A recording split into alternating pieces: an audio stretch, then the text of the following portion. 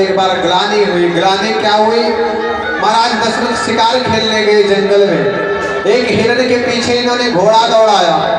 हिरण भागते भागते एक नदी के किनारे जाकर के खड़ी हो गई। अब आगे नदी है और पीछे महाराज दशरथ बाण लेकर के खड़े हैं। आगे अगर बढ़े तो नदी में डूब करके मरे और पीछे अगर बढ़े तो महाराज दशरथ बाण मारे उससे मरे।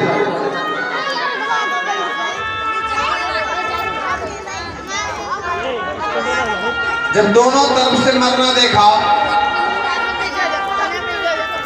तो हिरण मनुष्य की आवाज में बोल पड़े कि महाराज रुक जाइए।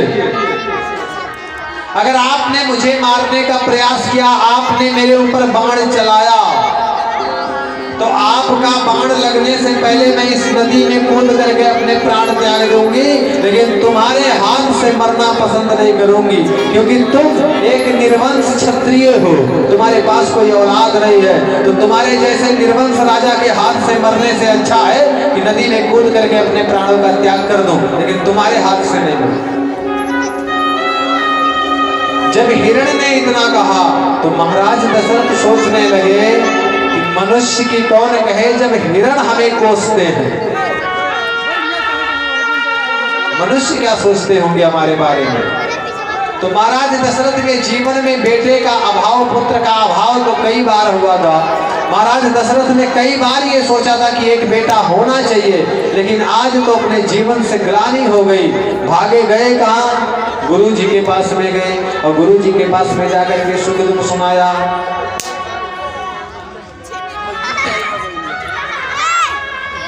गुरु जी ने श्रृंगी ऋषि को बुलाया। एक चीज और ध्यान दीजिए कि गुरु कुल गुरु हैं वशिष्ठ जी, लेकिन वशिष्ठ जी ध्यान से सुनिए इस बात को, हर काम हर व्यक्ति को करने का अधिकार नहीं है कि आपने गुरु बना लिया है तो वही गुरु बाबा आकर के सत्यनारायण की कथा सुनाए, वही गुरु बाबा आकर के भागवत सुनाए, वही गुरु बाबा आकर के तुम्हारा कर्मकांड करवाए। नहीं, क्या वशिष्ठ से ज्यादा ज्ञानी थे? वशिष्ठ से ज्यादा ज्ञानी नहीं थे श्रृंगी ऋषि, लेकिन वशिष्ठ जी कहते हैं महाराज दशरथ से कि मेरा अधिकार नहीं है आपके घर पे यज्ञ कराने का, क्योंकि उस वाला दान में नहीं ले सकता, मैं तुम्हारा गुरु हूं। मुझे अपने घर पे भागवत की कथा करवानी थी। मैं अपने गुरु जी के पास में गया और कहने लगा गुरुदेव आप कर दीजिए कथा। बोले बेटा ढूंढो, पहले ढूंढो, अगर कोई मिल जाता है तो उनसे सुन लो, मेरा अधिकार नहीं है। जब नहीं मिलेगा तो अंतिम विकल्प में हो, लेकिन पहले ढूंढो। तो हर काम हर व्यक्ति को करने का अधिकार नहीं होता। तो यहाँ श्रृंगी ऋषि को बुला करके यज्ञ करवाया गया और यज्ञ के प्रभाव से भय प्रकट कृपाला दीन दयाला कौशल्या हितकारी।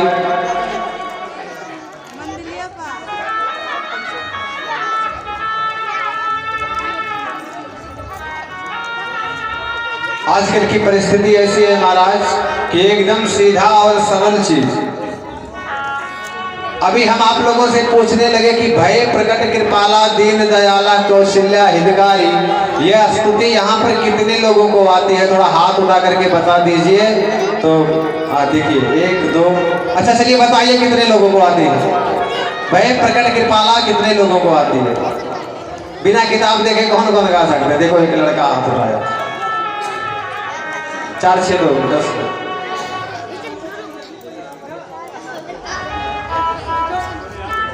इसीलिए मैं बार बार कथा में निवेदन करता हूं कि बच्चे आकर के कथा में बैठे।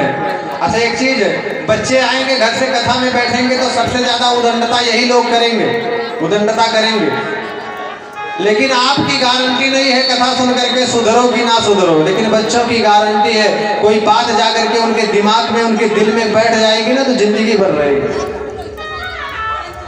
दक्षिणा देने की बात आएगी तो बच्चे नहीं लेकर के आएंगे, देंगे आप दोगे। हमें आपको बुलाना चाहिए कि आप आओ कथा सुनने के लिए, बच्चों को भगा दो नहीं, बच्चे आकर के बैठेंगे, क्योंकि बच्चे सनातन धर्म के जो भी बच्चे हैं, सनातन धर्म का भविष्य इन्हीं बच्चों के भविष्य के ऊपर टिका हुआ है। अगर बच्चे धार्मिक होंगे तो जब तक ये ईमान होंगे, इनके भीतर धार्मिक प्रवृत्ति रहेगी तो अपने सनातन धर्म के झंडे को बहुत ऊंचे शिखर तक लेकर के जाएंगे।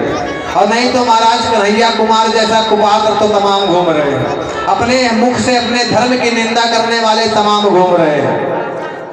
लेकिन इतना ध्यान दीजिए कि बस 2-4 लोग अगर उनकी वाहवाही करते हैं, 2-4 लोग, परसेंट की बात नहीं कर रहा हूं, 2-4 लोग अगर उनकी वाहवाही करते हैं तो बाकी समझ लीजिए और जितने इधर बचते हैं सब गाली ही देने वाले होते हैं। क्या फायदा है।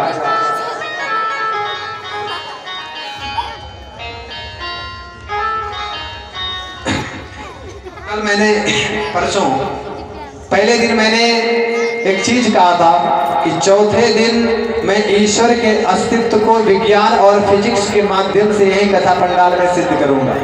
लेकिन एक चीज मैंने और कहा था कि जब सामने हमें दिखाई पड़े कि हाँ भाई पढ़े लिखे लोग बैठे हैं, विज्ञान को समझने वाले, फिजिक्स को समझने वाले सामने बैठे हैं,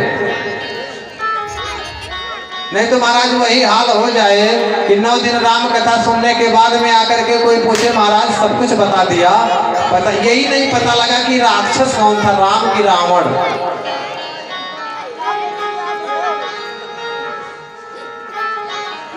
और मेरी आदत है कथा मैं कहीं भी करूं तो इधर चेहरा करके इधर मुंह घुमा करके मैं कथा बोल ही नहीं पाऊंगा, इधर नहीं। अब इधर कितने ही पढ़े लिखे लोग, टैलेंटेड लोग बैठे रहे, उनसे मुझे कोई मतलब नहीं।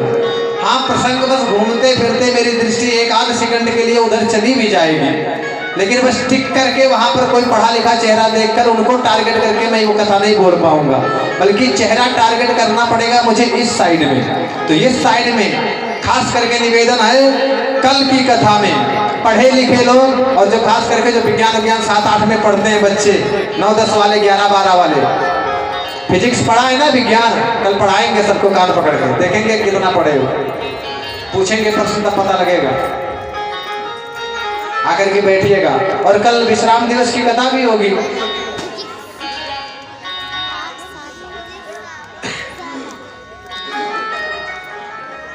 तो राम जी के चरित्र को सुनने के लिए बच्चों को आकर के यहाँ पर बैठना चाहिए।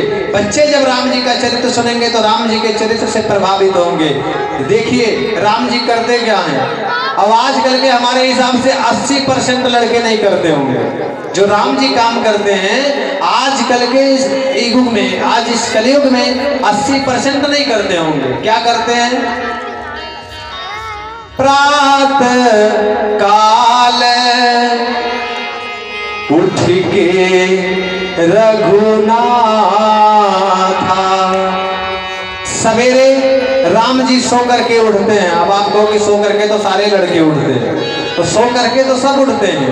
राम जी सवेरे जब सो करके उठते हैं तो करते क्या है? बोले सबसे पहला काम उनका है कि मात पिता गुरु ना वही माथा। अब आप सोचिए, आपका बेटा अगर आकर के कथा में बैठेगा और कहीं यही बात उसके दिमाग में बैठ गई कि जब राम जी भगवान पूर्ण ब्रह्म होकर के मनुष्य रूप में आकर के अपने माता पिता गुरुजनों का सम्मान करते हैं, तो हम तो फिर भी मनुष्य हैं, तो हमें तो ये करना चाहिए। और सवेरे उठ करके अगर आपका